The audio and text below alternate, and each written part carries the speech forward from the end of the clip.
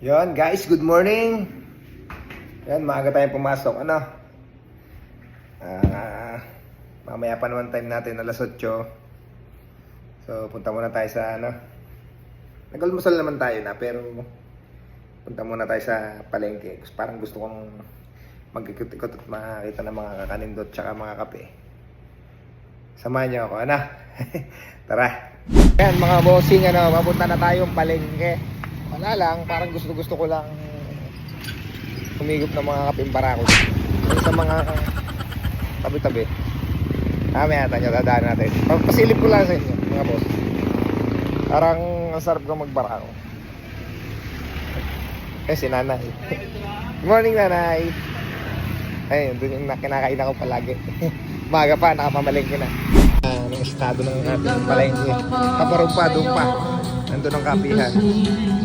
Kamusta na tatay, may hamon ng buhay, araw-araw. Sa office, dami ng gulay. Kung ano naman, meron din doon. Dami. Kaya pagka mamimili ako ng prutas, malapit na sa office. Yan. Sa Tanawan. Okay. Tay, good morning!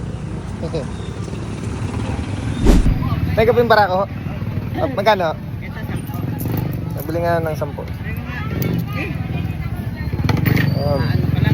Magang kaping barako. Yun, kaping barako. Ang nanay.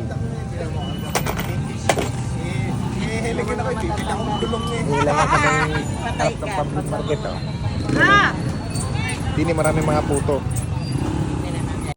Tayo.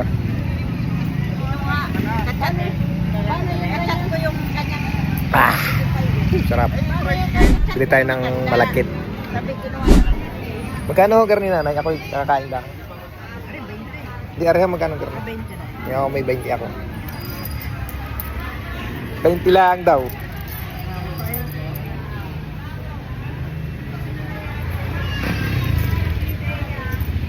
Ang malagkit ni nanay. Malagkit ni nanay.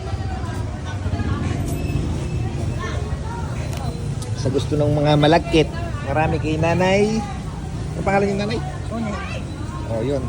Nanay One. Binabalag ka? Nagbabalag ka?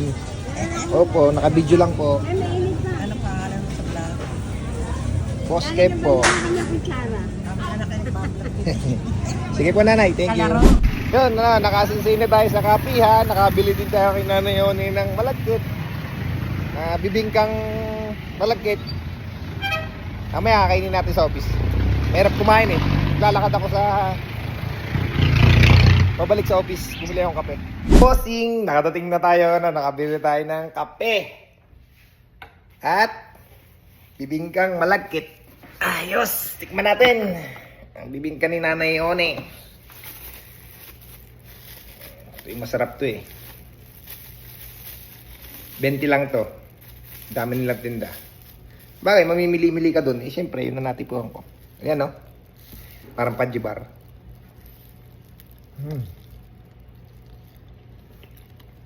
So, tsaka mawawala ang lasa ng kape. Ay, matamis.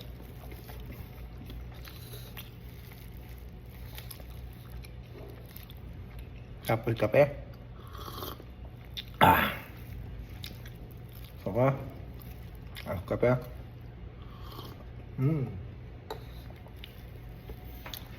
Ayun, salamat. Paghama. Yung mga nag-almusal, mag-almusal, mga tulog, bibiyahe. Biyahe pa lang, papasok sa trabaho, nakatulog pa, nakahiga, nakahilata, nakabuyang-yang, kung ano man. Safe.